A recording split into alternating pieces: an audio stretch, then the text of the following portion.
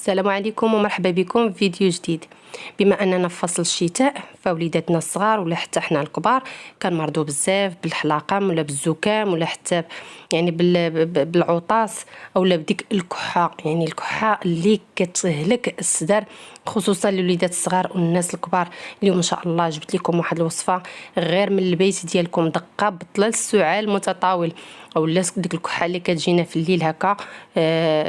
يعني كتكون يا اما ناشفه يا اما كتكون عامره، كيقولوا جافه اولا كتكون عامره. هاد الوصفه هذه كتصلح للكحه وكتصلح لنا. غنقول لكم هنا تجربتي في الاخير مع بنتي كيفاش تنفعتني معها.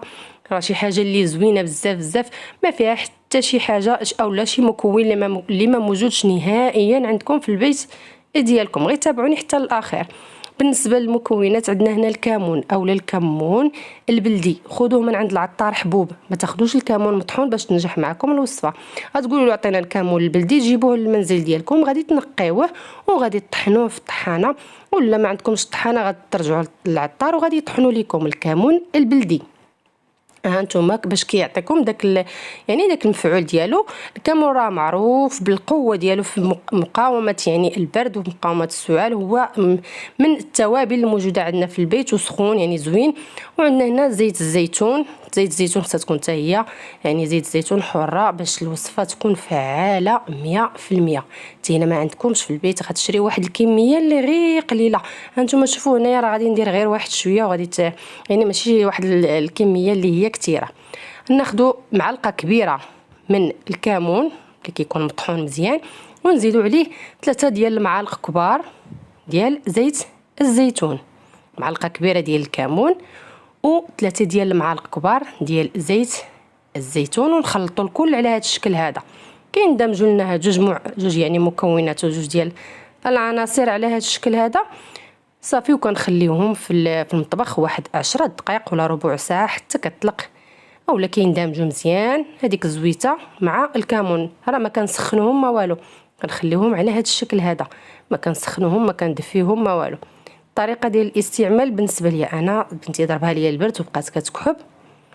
الوليدات عندهم مناعه قليله ولي زونتيبيوتيك تيفيدوا حاجه وتيفسدوا حاجه واحده اخرى.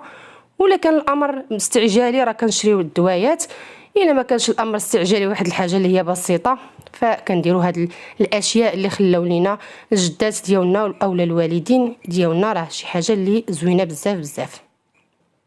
الطريقه ديال الاستعمال بالنسبه للاطفال، اول حاجه كناخذوا هاد الكمون هذا حتى كتبغي تنعس بنيتك ولا ولدك في الليل وكتعطيه يشرب معلقه صغيره، ما كنسخنوها ما والو، معلقه صغيره كيشربها في الليل وكينعس، ما كتشربيه من موراها لا ماء لا والو، مباشره كينعس من موراها. الا كان الوليد عنده عطله ولا ماشي حركي هكا كبير شويه فممكن تعاودي ليه معلقه وحده في الغد من مور الغداء، ولكن ينعس من موراها، يعني ما يبقاش غادي تيجري في الدار ولا تيدور ولا يشرب من موراها الماء، مباشره ينعس واحد على الاقل واحد نصف ساعه يبقى في بلاصتو وتغطيه باش يدفى بها وتجيب ليه علينا واحد النتيجه اللي هي فعاله. بالنسبه للناس الكبار كياخذوا معلقه كبيره في الليل وكينعسوا، وايضا معلقه كبيره في وسط النهار يعني وراء الغداء حتى هي وكيتكاو واحد شويه وكيرتاحوا باش كدير المفعول ديالها. غير في يومين اولا 3 ديال الايام غتلاحظوا بان الكحبه ما بقاتش يعني ولات كتقل، كاين اللي ما كتبقاش نهائيا وكاين اللي كتبقى تبان لك النتيجه انها كتقل. بالنسبه لي انا البنتي خديت واحد المعلقه قبل ما تنعس عطيتها ليها صغيره شرباتها، خديت واحد المعلقه كبيره درت فيها واحد شي شويه ديال الكمون هكا، يعني خديت واحد شويه هكا وسخنته فوق النار غير شويه هكا غير يدفى ماشي تبقى تغلي، غير دفات. ودهنت ليها الفوق ديال الراس ديالها، يعني الفوق الراس الفوق شققت ليها كي تنقولوا هكا هو دافي، ودهنت ليها النواظر ديالها يعني فوق الاذنين حتى هو بهذا الخليط، ودرت ليها واحد المنديل فوق راسها يعني واحد الدره وحزمت ليها راسها مزيان باش حتى داك البرد اللي تيكون شارب الراس فحتى ينزل مع الانف ديال الوليدات. كاينين بعض الناس كيعانيو من البروده في الراس ديالهم وكيجيهم بحال الشكل ديال الرواح وما فيهمش الرواح، غير ديك البروده اللي في الراس كتنزل لهم من الانف ديالهم على شكل انهم فيهم الرواح ولا الزكام. فكياخذوا هذا الخليط هذا وكيسخنوه في واحد المقيله، غير كيسخنوه شي شويه وكديروا هذه الوصفه طبيعه الحال بالليل. كنشققوا بها الراس ديالنا مزيان وكندلكوا الفروه ديالو ومن بعد كنغطيو الراس ديالنا بجوج ديال المناديل هكا باش يسخن وما يضربوش البرد، وتنعسي مباشره في الليل. صافي تابعي هذه الوصفه بحال هذا الشكل هذا بالنسبه للراس ديالك، ودهني الفوق مزيان وشققي به الراس. يكون من الافضل تكون الزيت بقى شويه سخونه، فكتعطي واحد النتيجه زوينه بزاف بزاف. انا راه كنت كنستعملها وكنديرها كي قلت لكم هكا. البنتي منين كيجيها هكا الرواح فكنعطيها، اولا الكحبه كنعطيها معلقه كتشربها في الليل، وكندهن ليها الراس ديالها من الفوق.